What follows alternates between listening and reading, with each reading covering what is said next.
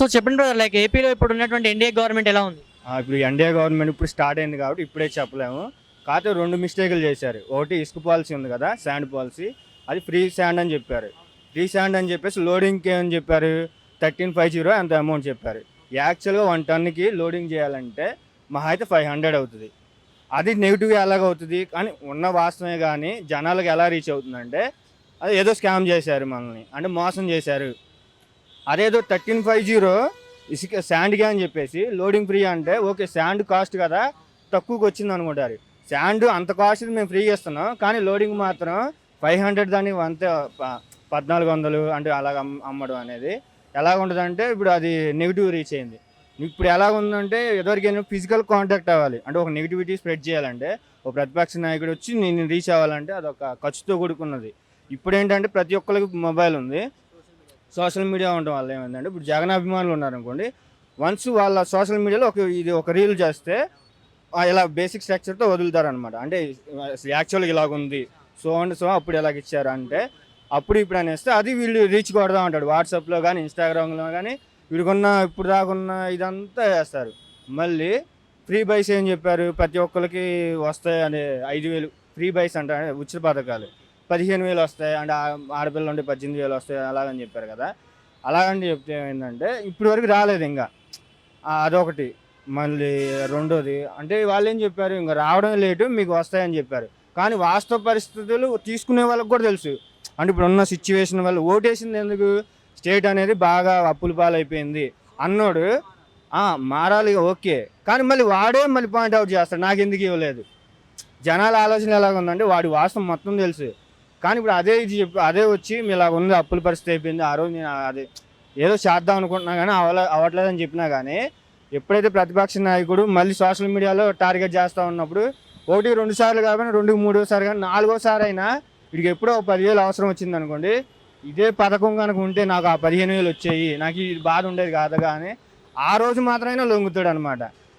నేను ఇస్తాడనే కదా, revenue generate చేస్తాడనే కదా, నాకు ఇటువంటి దానికి ఇబ్బంది ఉండదు, నాకు డెవలప్మెంట్ జరిగింది, నాకు సంక్షేమ పథకాలు వస్తాయి అన్న రీచ్లో అనుకున్నారు కాబట్టి ఓకే. ఆ విధంలో ఇప్పుడున్న ఈ తక్కువ స్పాన్లో వైఎస్ఆర్సీపీ సోషల్ మీడియా యాక్టివ్ అయిందనమాట. ఇప్పుడు అంటే ఎలా ఉందంటే ఇప్పుడు స్టార్టింగ్ అవుతుంది.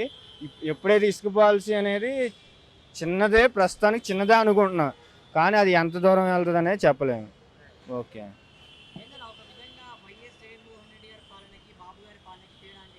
వైఎస్ జగన్ గారి పాలన ఏంటంటే వాళ్ళంటూ ఒక ఓట్ బ్యాంక్ కన్సాలిడేట్ చేయాలనుకున్నారు. ఎలాగో పవన్ కళ్యాణ్ వచ్చారు కాబట్టి 2 జిల్లాలు వెళ్ళిపోతాయి.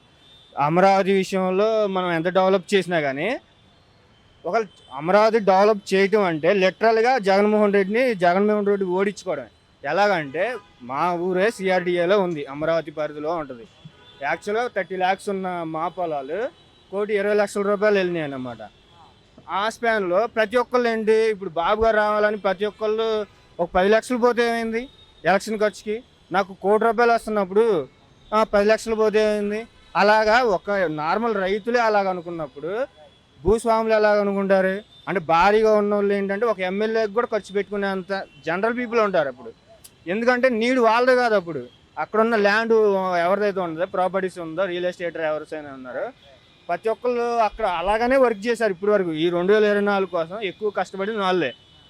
అది అలాంటప్పుడు అది జగన్మోహన్ రెడ్డి ఓడిపోవడం అన్న ఇదిలో ఆ 2 జిల్లాలను బాగొట్టుకున్నాడు అనమాట. పవన్ కళ్యాణ్ ఎలాగైతే ఇంక ఈ 2 జిల్లాలు పోయినాయి అని 4 జిల్లాలు పోయినాయి. ఇంకా ఓన్లీ ఇప్పుడు ఎలా రెడ్డి కమ్యూనిటీ ఉంది, నా టార్గెట్ ఏంది ఎస్సీ ఎస్టీలు. నేను ఎలా మతం పుచ్చుకున్నాను వాళ్ళకంటూ గతంలో కూడా వైఎస్ రాజశేఖర రెడ్డి ప్రభుత్వం ఎస్సీలకి చేసింది. జనరల్గా గవర్నమెంట్ చేసిందంటే పేదవాళ్ళకి చేయాలి. ఆ పేదవాళ్ళలో 99% అలాగే ఎస్సీలు ఎస్టీలో ఉంటారు. మనం పెద్దగా చేయకపోయినా అదేదో మనమే ఓన్ క్రెడిట్ చేసుకోవచ్చు కదా. ఎలా ఫండ్స్ వస్తాయి, ఎస్సీ ఎస్టీ ఫండ్స్ కానీ కమిషన్స్ ఇవన్నీ వస్తాయి. అందుకని ఆ కమ్యూనిటీ ఓన్ చేసుకోవాలని ఎక్కువ పబ్లిసిటీ చేసి ఇంక మెయిన్ టార్గెట్ బీసీలు ఉన్నారు. బీసీ అంటే టీడీపీ వెన్నుముక్క, ఇంక మనం కొట్టాల్సిన వాళ్ళని పథకాలు ఇవ్వాలి, కానీ మనకి ఇబ్బంది ఉండకూడదు. అంటే నామమాత్రం పోస్టులే ఉండాలి కానీ వాళ్ళకి రైట్స్ ఉండకూడదు. అలాగా పథకాలు ఇచ్చినట్టుగా ఉండాలి, కానీ వాళ్ళనే ఆర్థికంగా ఎదగకూడదు. ఆర్థికంగా ఎదిగితే మళ్ళీ మనకి ఇబ్బంది అవుతుంది. మళ్ళీ వాళ్ళ లీడర్షిప్ వస్తే మనకి అసలుగా మోసం జరిగింది అనే పాయింట్తో పథకాలు ఇచ్చి పవర్స్ ఆపేశాడు. పవర్స్ అన్ని కన్సాలిడేటెడ్గా ఉన్నాయన్నమాట.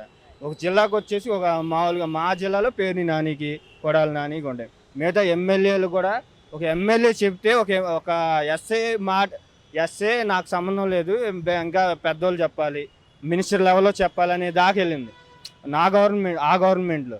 నార్మల్ మామూలుగా ఎలా ఉంటే ఒక ప్రెసిడెంట్ చెప్తే అక్కడ మనకి ఇదవుతుంది అనమాట పోలీస్ స్టేషన్లో.